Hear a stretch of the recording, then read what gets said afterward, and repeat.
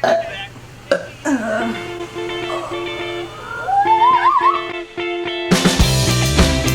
everyone, and welcome back to my channel. I honestly did not think I'd be recording a YouTube video today, so if I seem a little frazzled, it's because it's Monday and I'm a little stressed out, but oh golly. But I wanted to share with you guys one of my favorite DIY recipes on how to make your own homemade hair oil or hair mask. So my whole life I was using the Moroccan Argan Oil. I think it was called something like that. I'll put a picture of it here so that you can see it. I have really frizzy and dry hair. As I have talked about before, it's very redhead, it's very dry, it's very frizzy, and so I actually love to put more oil onto my ends to help fight the frizz and to help make sure that it is boisterous and glowy and shiny. But I have not gotten to do this hair mask in a long time, so I'm excited to make it and then use it, and then next time I post a video you're gonna be like, ah, that girl's hair, glossy, shiny, perfection. So today I'm going to be showing you a really quick DIY on how I make my hair oil, how I like to use it, and how often I like to use it. So let's get started and show you guys what you will need today to make your own at-home hair oil. First, let's talk about which essential oils I love to use in my hair mask and why. Lavender, if you didn't know, is actually called the Swiss Army knife of oils. It basically does everything. It's great for your hair, skin, and nails, but especially your hair. So I'm adding that in there for sure. Rosemary, I do not think this oil gets the attention it deserves. It is so amazing at helping your hair regrowth, regenerate, grow nice and long, and be nice and shiny. Plus, it just smells like Aveda. It's so fresh and so clean. And last but not least, the essential oil we are using is Cedarwood. Cedarwood is a relatively cheap oil. I think this entire big bottle is like less than $13 if you're buying it from the right place. It's so cheap. It honestly doesn't smell the best, but it does unreal moisturizing for your hair and skin and nails, and it's a must-have in any hair product that you use. So that's our essential oil lineup. Now let's talk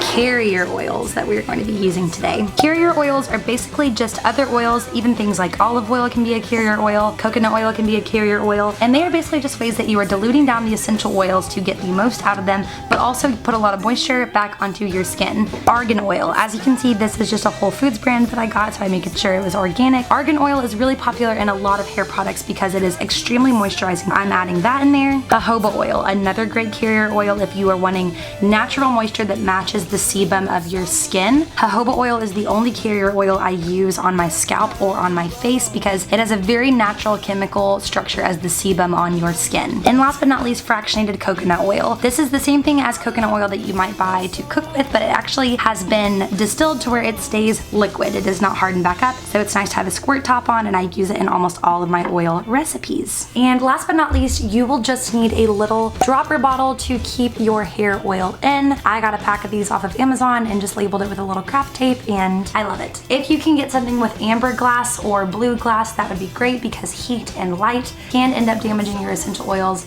That is why essential oils come in amber bottles as well. So I got a giant pack of these on Amazon for really cheap, but you also can find them at a lot of Whole Foods or local organic beauty stores. So now let's start making our hair oil. So first let's add in our essential oils. I'm going to start with about 15 drops of cedarwood.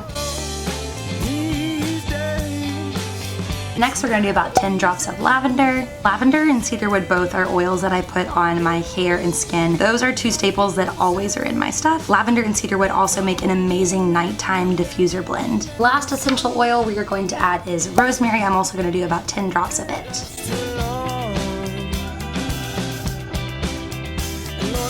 Just kidding, I did 15. Next, we're gonna add our argan oil. Argan oil is a little expensive. I'm going to add about 3 dropper bottles full because I wanna make this bottle that I bought last a long time.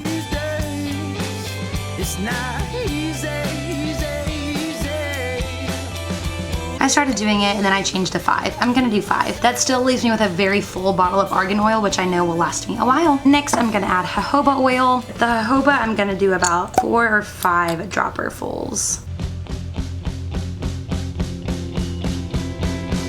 And then last but not least, we are just going to top the entire thing off with fractionated coconut oil. So you want to fill up your final bottle until about right here where the lip starts to start, so that once you put in your dropper, it doesn't overflow. shake that bad boy up. And once it's done being shaken up, you should have a delicious smelling hair oil that you can use at least once a week to give your hair a wonderful shine. If you are going to use your new hair oil as a hair mask, which I actually like to do about once a week, I would make sure that you are ready to wash your hair, make sure that it's dirty enough that you're ready to shampoo and conditioner it. I do not like washing my hair a lot, so I try to do that very rarely. And about an hour before your shower, you can either do this in the morning or in the evening. You're gonna wanna put about 3 or 4 droppers full of oil into your hair. Be cautious of putting it directly onto your roots because that might require a lot of shampoo to get it out. But when I do my hair mask, I like to start on the ends, make sure my ends are covered with oil, and then slowly work my way up, making sure that any ends of my hair, including my bangs or any shorter layers, are getting the tips covered with oil as well. And then you can just wrap your hair up in a bun or a bonnet for about an hour and let that hair mask sit in your hair before you wash it. If you want to use your new hair oil post shower, you can either put it in while it's wet before you brush it out to help detangle and just get all the way through your hair, or once it's about 75% dry, you can put about 1 dropper full into the palm of your hand, rub it together, and then just run over your ends just like this. I'll actually go ahead and demonstrate this because my hair is on about day 3 or 4 of not being washed, and my hair actually tends to dry out on the ends. So I put about 1 dropper full in my hands and rubbed it in, and then I am just going to run my hands through the ends of my hair. Oh, and it smells so good. I also like to kind of grab my top layers to make sure that the oil is getting diffused nice and evenly through my hair. And already after applying the oil, even if you are not in the process of drying your hair, if you want to do this before your day starts, you are going to notice a really big increase in shine in your hair, which is what we all want, ladies, am I right? And fellas, you all deserve shine too. So if you are going to use this on your beard or mustache or anything else, I would recommend cutting out fractionated coconut oil. And there you have it, an all natural DIY toxin-free, fragrance-free hair oil that you can use as a hair mask or just a hair nourishing oil that you can use once a day, every other day, however often you need, depending on your hair type.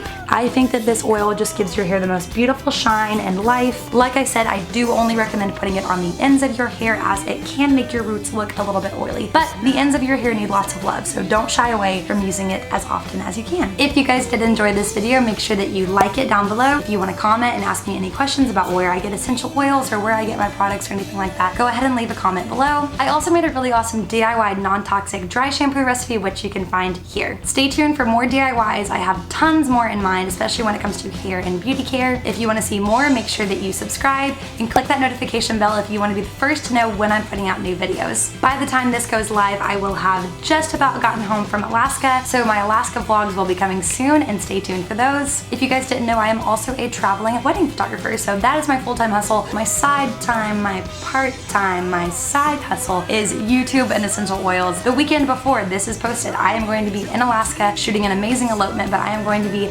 tuckered out from traveling 4 time zones on the way home. So stay tuned for some more Alaska photos and vlogs coming up on my channel, and I will see you guys next Monday at 11. Bye!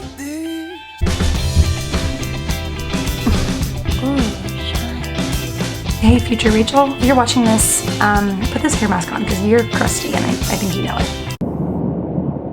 I'm an old man. I don't know why I didn't turn off the camera, but here I am and making the tripod smaller. La, la, la.